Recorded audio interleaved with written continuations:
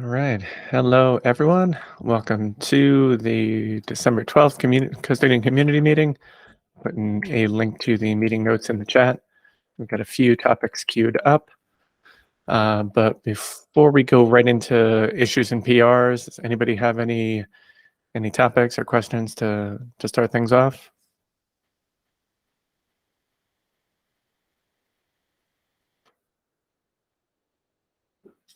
Nope. All right.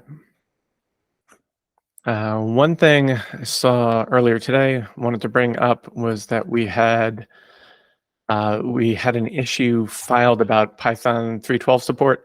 Looks like a little while back, we went and vendored some dist-utils dependencies because that module was deprecated on the Python side, removed starting in 3.12. Looks like when I vendored that stuff, I missed a couple references. So thanks to Bender the Greatest for filing an issue on it. We have a new PR out to address that. Hopefully we're largely compatible with 3.12. I haven't gone through all of our related packages, but if anybody has any issues with 3.12, feel free to file an issue, and we'll make sure we get that knocked out.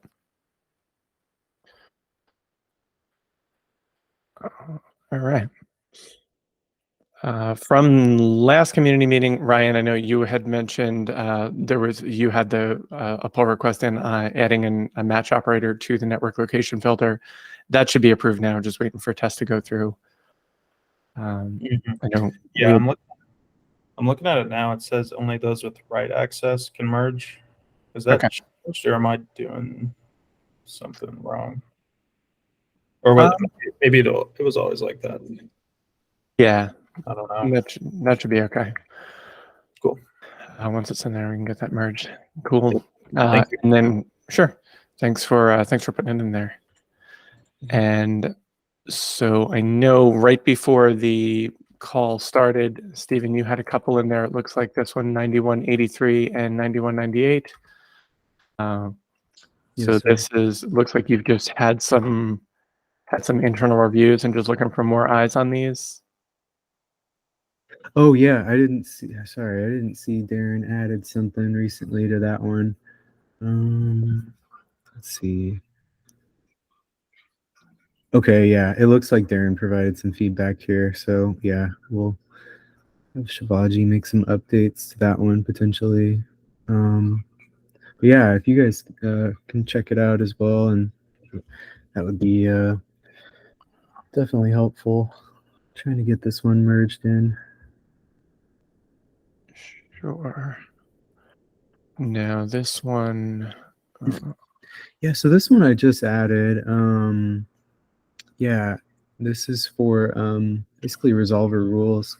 So you can swap between if your VPC is like missing resolver rules, you can determine that, or if you want to match on your resolver rules, you can basically switch that associated parameter to true. And then there's an action also to associate or disassociate based on whether it's missing or matching. Okay. But yeah, I had a question. I was hoping, I could get all the tests passing before. But yeah, I'll let you. Yeah, well, no, I'm not going to do a super deep dive. I'm just curious. I thought we had a Rev 53 resolver rule resource, and I was just looking and realized we have it only through the Cloud Control API. So I just didn't know if we would want that as a separate resource so we could use a related filter or something. But yeah, I guess that's definitely an implementation detail territory. But what was your question about this? Oh yeah, just hoping to get eyes on it. And then I was looking at the related resource thing, but I wasn't seeing an easy way to basically do where you're finding things that are not matching and things that are matching. So that's sort of why I implemented it this way, just kind of an aside on the implementation part. But yeah, for the there's a test I think that's failing on the doc string, and I've been staring at this thing, and I think I'm missing something like really basic. I'm wondering if you can just kind of point me in the right direction. It's it's right here. It's if you scroll up a little bit more, it says that I'm providing a. I've been staring at this thing, and I'm like, I know I'm missing like a space or something. Yeah, that does look like I've definitely seen issues like that when it's indentation related. Do we need a space after the code block there? No. Yeah, it's got a space there. Yeah, Basically, I'm just looking at other ones that are working, and I'm like, for the life of me, I thought I'm like, yeah, I can't figure it out. I can just I can keep messing with it, but do you guys think this is like an indentation thing, or? And I'm looking at it. When I have seen that before, it has been indentation, but Okay. but yeah, we can look back and see it. But yeah, these kind of things are good to talk through in a live meeting like that, because sometimes you're right, you just kind of knock yourself out looking at this stuff. That's so strange because locally I'm not seeing that. You see how from line 3287 versus 3288, resource and name should be in line. Yeah. And Yeah, locally, there might be a tab space. You need an extra line. I think after code block is what I'm seeing from the error message. Oh, okay. Cool. Okay, I can try that.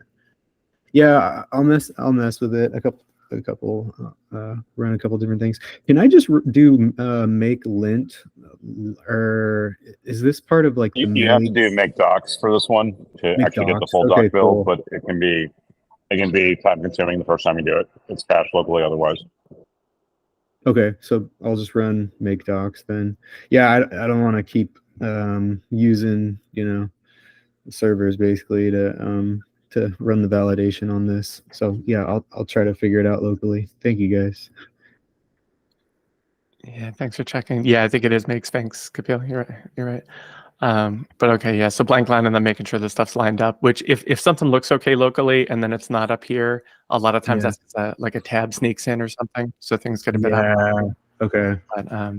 But yeah, hopefully with the lines and the matching up the indentation will be okay. Okay, cool. I think this is the only issue. All the tests and everything should be passing. So yeah, as soon as I figure out the tab issue. But yeah, thank you guys. If you guys get a chance to check this out, I would appreciate it. After the tests are passing, of course. All right. Thanks. And then the pending maintenance one that you this is similar to the pending maintenance filters that we've had for other resources, right? Yeah, so my understanding with this one is we wanted to get more granular with like what type of maintenance.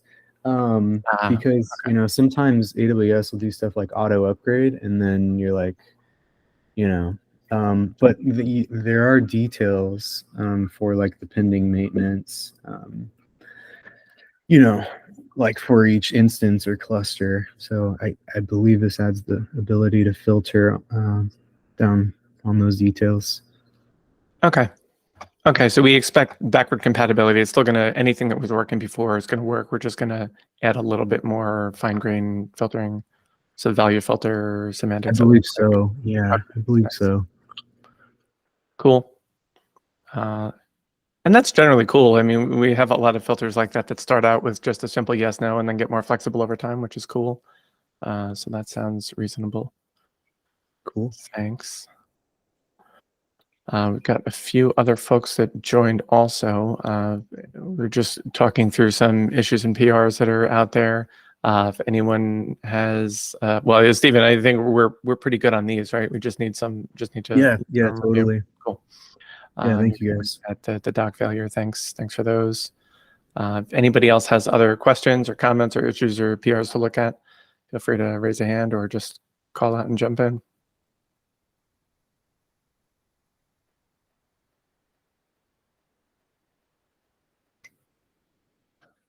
If you're just coming to lurk and hang out, that's cool too. Kapil,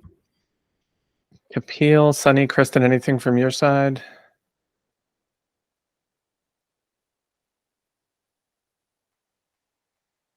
No. Okay. Well, if that's what we've got for today, we'll give you all some time back. And I think the next meeting would have been scheduled for a day after Christmas. I'm thinking we'll probably punt that. Yeah, happy holidays for sure to everybody who came out.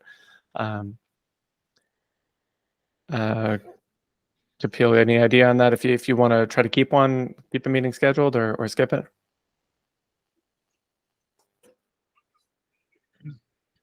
I'd bet we skip it and it's me in the new year, and everyone have a good holiday. If there's anything urgent, definitely reach out on Slack.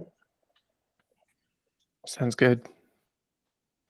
All right, so we'll note that. We'll skip the next one, and yeah, happy holidays to everybody. End of December, happy New Year. We'll start strong in 2024. Sounds good. Thanks, guys. See you all right. next year. Thanks, everybody. Yep. Happy holidays. Thanks, you too.